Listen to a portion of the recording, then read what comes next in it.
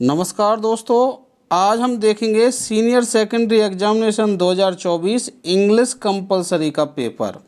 इस पेपर का सॉल्यूशन मैं आपको पेपर के सेम डे ही करवा सकता था, लेकिन मैं नहीं चाहता था कि कुछ विद्यार्थी जिनका ये जो पेपर है वह थोड़ा कमज़ोर हुआ है या जो ख़राब हो गया है, उसकी वजह से उनके जो बाकी पेपर्स हैं वो भी ख़राब हो जाएं। क्योंकि जिन विद्यार्थियों का जो पेपर है वो थोड़ा ख़राब हो जाता है, वो क्या है, थोड़ा टेंशन में आ जाते हैं और उस टेंशन के चलते उनके जो बाकी अन्य पेपर हैं वो भी उनके ख़राब होने की संभावना रहती है। इसलिए इस पेपर का जो सॉल्यूशन है मैंने सेम डे नहीं करवाया था। तो आज देखते हैं, अब आपके अधिकांश एग्जाम्स लग भी चुके हैं और अब आपके पास समय भी है, इसलिए इसका जो सॉल्यूशन है वो हम आज देखेंगे। बढ़ते हैं इसके पहले क्वेश्चन पर। पहला क्वेश्चन आपका किसका था? सेक्शन ए में पैसेज का ये क्वेश्चन था और इस पैसेज में आपसे 9 क्वेश्चंस पूछ रखे थे और पहला जो क्वेश्चन था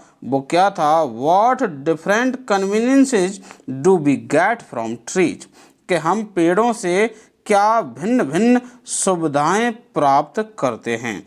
तो वो सुविधाएं कौन कौन सी हैं आप देखेंगे तो आपकी जो लाइन थी वो तो ये मिल रही थी, लेकिन आंसर इसमें उसका नहीं था। आपका जो आंसर था वो कहाँ था? They help to support man's life by supplying the atmosphere with oxygen, यानी वो एटमॉस्फेयर में ऑक्सीजन की सप्लाई करके वो मनुष्य के जो जीवन है उसको सपोर्ट करने में हेल्प करते हैं। ये इसका आंसर होने वाला है, यहाँ तक ऑक्सीजन तक। आगे आप बढ़े, जो आपका अगला क्वेश्चन है, what is essential to life, तो क्या एसेंशियल है लाइफ के लिए?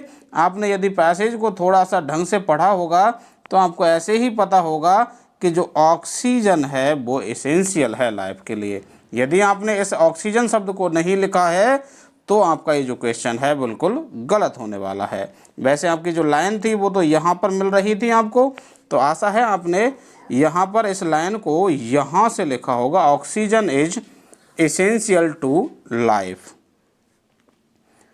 अगला जो आपका क्वेश्चन था वो क्या था? What makes carbon dioxide increase in air, कि कौन सी चीज़ है जो कार्बन डाइऑक्साइड को एटमॉस्फेयर में इंक्रीज करती है, एयर में इंक्रीज करती है। तो वो कौन सी चीज़ें हैं? एनिमल्स ब्रीथ, यानी कि जानवरों का सांस लेना, और थिंग्स बर्न, यानी कि चीज़ों को जलाना। इन चीज़ों की वजह से ही जो कार्बन डाइऑक्साइड है वो एयर में बढ़ती है। तो इसका आंसर आप सही ढंग से लिखते तो क्या बनता? Animals breathe and burning of things increases the carbon dioxide in the air, ये बन जाएगा। या फिर आपने यदि इस लाइन को लिखा है तो भी आपका जो आंसर है इसमें मिल जाएगा। How carbon dioxide and oxygen made by leaves, कि जो पत्तियां हैं उनके द्वारा कार्बन डाइऑक्साइड और जो ऑक्सीजन है वो किस तरीके से बनाई जाती है। तो इसका आंसर आपका, the green leaves of trees in fact of all green plants absorb this carbon dioxide and with the help of sunlight break it down into the carbon and oxygen. तो ये वाली जो लाइन है आपकी इसमें आंसर होने वाली है। आगे बढ़ते हैं। अगला क्वेश्चन है, where is all the starch of the world made, कि जो इस पूरी दुनिया का स्टार्च है वो कहाँ पर बनता है। तो क्वेश्चन नंबर जो 5 है इसका आंसर आपका कहाँ पर है? आप देखेंगे यहाँ, ये देखिए, the tiny green cells of plants are wonderful, ये वाली जो लाइन है ये इसका आंसर होने वाली है। या यदि आपने इसमें से यहाँ से सब इन शब्दों को भी लिख दिया है, the green leaves of trees, तो यही क्या बनाती हैं? स्टार्च बनाती हैं। The tiny green cells of plant, या फिर आप कह सकते हैं ग्रीन लीव्स ऑफ ट्री, ये आपका आंसर होने वाला है। अगला जो क्वेश्चन है आपका क्या है? What will happen if there is no oxygen, तो यदि ऑक्सीजन नहीं होगी तो क्या होगा? तो क्या होगा, देखिए आप यहाँ पर एक लाइन दे रखी है, animal would soon die for the lack of oxygen, ये इसका आंसर हो जाएगा। तो आपसे आगे जो कुछ क्वेश्चंस पूछ रखे हैं वो क्या हैं? Find out the word from the passage which means यानी सिनोनिम बताने हैं आपको, वन वर्ड बताने हैं। The layer of air that surround us, वह हवा की परत जो हमको घेरे रखती है वो क्या होता है, एटमॉस्फेयर होता है। ऐसी शॉर्टेज, शॉर्टेज का क्या होगा, लैक। शॉर्टेज यानी कमी और लैक यानी कमी। वेरी स्मॉल इन साइज, जो आकार में बहुत छोटा है वो क्या होगा आपका, टिनी, TINY। और ये सब आपके किस में दे रखे हैं, पैसेज में आपको दे रखे हैं। जैसे आप देखेंगे टिनी तो ये रहा, और आपका एटमॉस्फेयर ये रहा, इसके अलावा आपका लैक ये रहा। तो इस तरीके से यदि आपने किए होंगे तो आपके पूरे 9 नंबर आ रहे होंगे। अब आगे देखते हैं पैसेज नंबर 2। इसमें जो आपसे क्वेश्चंस पूछ रखे हैं उनके आंसर्स मैं आपको बता देता हूं। पहला क्वेश्चन है, हाउ डिड गौतम ऑब्जर्व तपस्या, तो उसने तपस्या कैसे की थी। तो कैसे की थी, शुरुआती लाइनों में आप देखेंगे यहाँ पर, for several days months and years he observe rigorous austerity, he did not eat drink, he stood on single foot, he controlled his senses, he meditated on the chosen deity. ये जो 2 लाइन हैं आपका, ये answer होने वाली हैं इसका। आगे बढ़ते हैं, आपका अगला क्वेश्चन है, why did the crane die, कि जो ये क्रेन था वह क्यों मरा। तो क्यों मरा, तो देखेंगे आप यहाँ पर जो लाइन दे रखी है, looked at the word with anger, यानी कि जो वो ऋषि था उसने उस पक्षी की ओर गुस्से के साथ में देखा, इस वजह से वो जो पक्षी था वो मरा था। तो द एंगर ऑफ द, आप कैसे बनाएंगे इसका answer, the word fell down dead because of the rishis anger. या फिर आपने यदि इस लाइन को लिखा है तो इसमें भी आपको नंबर मिलेंगे। Why was the Rishi happy at the cranes death, कि जो ऋषि था वह उस क्रेन की डेथ पर क्यों खुश था। तो क्यों खुश था, because he had obtain the power to kill a bird by his very gaze, इस वजह से वो खुश था। अगला जो क्वेश्चन है, what made the women delay in giving भिक्षा, यानी कि उस महिला को भिक्षा देने में किस वजह से देरी हुई। तो किस वजह से देरी हुई, तो आप यहाँ पर देखेंगे ये 2 लाइनें हैं, इनमें से ज़्यादा सही लाइन तो ये है, I was serving my husband and feeding my children. और इसका आपको सही आंसर बनाना था तो क्या बनेगा, because she was serving her husband and feeding her childrens. इसके अलावा यहाँ पर यदि आपने इस लाइन को भी लिखा है, she was busy doing her domestic chores, तो इस लाइन में भी उसका कहीं ना कहीं आंसर है। आगे बढ़ते हैं, आपका जो अगला क्वेश्चन है, right the word from the passage which mean God, यानी कि गॉड कौन से शब्द का मतलब है जो पैसेज में आया है, तो वो क्या है आपका, डाइटी। और right opposite of the life, life यानी जीवन और डेथ यानी मृत्यु, और ये दोनों ही शब्द आपको इस पैसेज में दे रखे हैं। पहला जो शब्द है आपका ये डेथ, और ये इधर आप आगे ऊपर की साइड में देखेंगे तो आपको क्या मिल जाएगा, डाइटी शब्द मिल जाएगा, ये मिल गया। ये देखिए आप यहाँ पर ये दोनों आपको शब्द मिल गए हैं। अब आगे बढ़ते हैं, आपका जो कंपोजिशन वाला सेक्शन शुरू हो जाता है, और इसमें आपसे पहला ही क्वेश्चन क्या पूछा है, नोटिस का क्वेश्चन पूछा है। और इसमें आपको नोटिस किस चीज़ के लिए लिखवाया गया है कि जो आपका स्कूल है उसमें क्या मनाया जाएगा, एनुअल फंक्शन मनाया जाएगा। कब मनाया जाएगा, अगले महीने मनाया जाएगा। आप कौन हैं, कल्चरल सेक्रेटरी हैं ऑफ ग्लोबल स्कूल अम्बाला के। आपको क्या है, एक नोटिस लिखना है जिसमें क्या करना है, जो विद्यार्थी हैं उनके विभिन्न एक्टिविटीज़ में नाम पार्टिसिपेट करने के लिए, नाम आमंत्रित करने के लिए क्या करना है, एक नोटिस लिखना है। बहुत आसान था, आपने लिख दिया होगा। और इसका यदि आपको आंसर जानना है तो आपके पास जो गाइड वगैरह है उसमें देख लीजिएगा, आसानी से मिल जाएगा। अगला जो इसके अथवा में जो क्वेश्चन था, write a thanking message to your friend Anil और Anita whose invitation for a party is accepted by you, sign yourself as Sunil and Sunita. अब ये क्या था, आपका रिप्लाई वाला क्वेश्चन था, जो आप इन्विटेशंस का रिप्लाई देते हैं। अब सबसे पहली बात इसमें थी कि आपका ये फॉर्मल है या इनफॉर्मल है। तो देखिए आपको क्या बताया गया, फ्रेंड। अब जब फ्रेंड्स के बीच में आपस में कोई पत्राचार किया जाता है तो वो आपका इनफॉर्मल होता है। तो पहली बात तो ये क्या हो गया, इनफॉर्मल। और अब इसमें एक्सेप्टिंग है या डिक्लाइनिंग है तो वो आपको क्लियर दे रखा है कि आपके द्वारा ये एक्सेप्ट किया गया है, तो ये एक्सेप्टिंग है। तो आपको इनफॉर्मल एक्सेप्टिंग वाला रिप्लाई लिखना था। अब इसमें लिखने वाला कौन था, सुनील या सुनीता, और किसको लिखा जा रहा था, अनिल या अनिता को लिखा जा रहा था। अगला जो आपका क्वेश्चन था वो क्या था, आपका रिपोर्ट का क्वेश्चन था। रिपोर्ट किस चीज़ पर लिखनी थी, आपको साइंस फेयर पर लिखनी थी। नो बैग डे के दिन, जो शनिवार को मनाया जाता है, उसके दिन आपके स्कूल में एक साइंस फेयर आयोजित किया गया। उसके बारे में आपको क्या तैयार करनी थी, एक रिपोर्ट तैयार करनी थी। तो इस तरीके से आपने साइंस, आपको यहाँ पर हिंट भी दे रखी हैं। प्लानिंग क्या थी, stall making, model displays, inspection, award, ये सारी चीज़ों के बारे में आप लाइन बना करके आपने लिख दिया होगा। और इसके अथवा में आपको क्या दे रखा था, एक पैराग्राफ दे रखा था।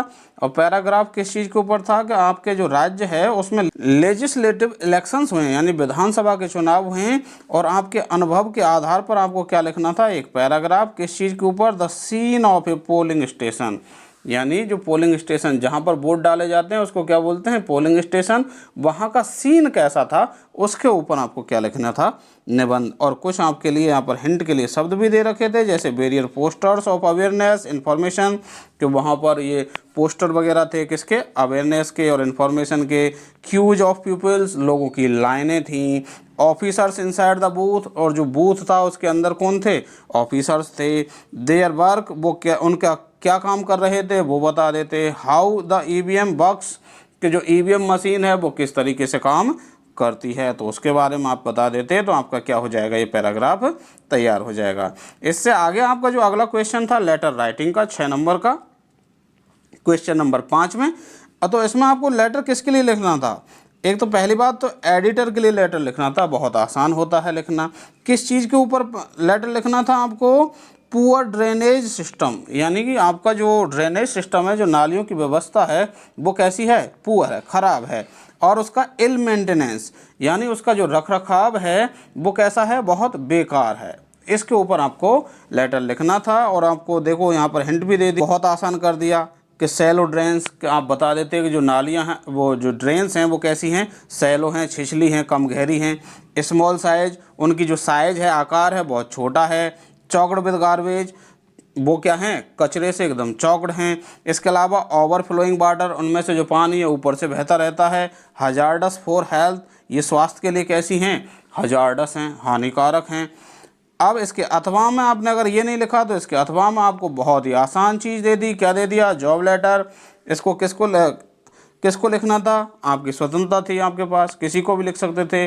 लिखने वाला कौन था, आपके पास स्वतंत्रता थी, आप कोई भी बन करके लिख सकते थे। पद दे रखा है केवल कि क्लर्क पद के रिगार्डिंग आपको जॉब एप्लीकेशन लिखनी है। बहुत आसान था, पूरी स्वतंत्रता थी आपके पास, जो आपने याद कर रखा था उसको एज इट इज लिख देते। अब बात आती है ग्रामर सेक्शन की। ग्रामर सेक्शन आपका तुलनात्मक रूप से अगर कहा जाए तो मॉडरेट था, ना तो ज़्यादा इजी था ना ही ज़्यादा टफ था। कोई एक आध क्वेश्चन टफ था तो एक आध क्वेश्चन बहुत इजी भी था। देखिए पहला क्वेश्चन है आपका किसका, ये जो आपके क्लॉज टॉपिक था उसके 2 क्वेश्चंस हैं। पहला क्वेश्चन है Kishore built a new house, he used marble tiles in it. अब इनको जोड़ना किससे था, वेहर से जोड़ना था। और इसमें जनरली आपको पता ही है कि हु, हुम, हुज, हुम और दैट और विच और वैन और वेयर, ये 7-8 शब्द हैं। इनका ही अधिकांशतः आपसे उपयोग पूछा जाता है। तो जिसमें पूछा था पहला बेहर से, तो बेहर लगाने के लिए आपको क्या करना था, कोई स्थान सूचक शब्द हटाना था। तो इन इट हट जाएगा इसमें से, मतलब उस घर की बात हो रही है, इसके घर के अंदर। तो Kishore built a new house where he used marble tiles, इतना बनेगा आपका इस तरीके से, Kishore built a new house where he used marble tiles, ये बन जाएगा आपका। और अगला जो क्वेश्चन था, Manisha taught English, she was a good teacher. अब इसको आपको हु से जोड़ना था तो क्या बनता, Manisha who taught English was a good teacher. या फिर आप इसको ऐसे भी बना सकते थे कि Manisha taught English who was a good teacher. दोनों ही आपके सही हैं। अगला जो आपका क्वेश्चन था वो किसका था, आपका सिंथेसिस का। अब इसमें आपसे क्या बनवाया था, एक तो आपसे सिंपल सेंटेंस बनवाया था इन्फिनेटिव का उपयोग करते हो, और एक कंपाउंड सेंटेंस बनवाया था। अब देखिए इन्फिनेटिव्स का उपयोग मतलब टू प्लस वर्ब की फर्स्ट फॉर्म से आप बना देते। Lencho wrote a letter to God, he wanted God to help him. तो आपका ये जो क्वेश्चन था थोड़ा सा आपको घुमा करके पूछ लिया, और मैं कह सकता हूँ कि ये जो क्वेश्चन था आपके लेवल पर थोड़ा सा टफ था।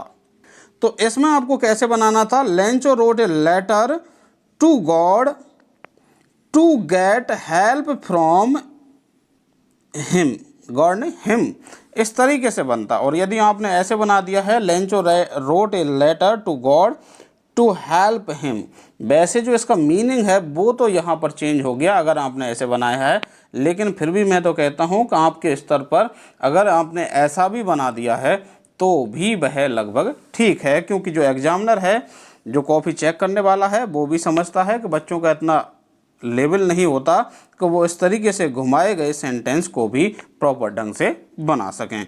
तो इसका सही तो ये बनेगा, Lencho wrote a letter to God to get help from, यहाँ गेट शब्द और जोड़ना पड़ेगा आपको हेल्प से पहले, और या फिर आपने ये बना दिया है तो ये भी ठीक है कि Lencho wrote a letter to God to help him.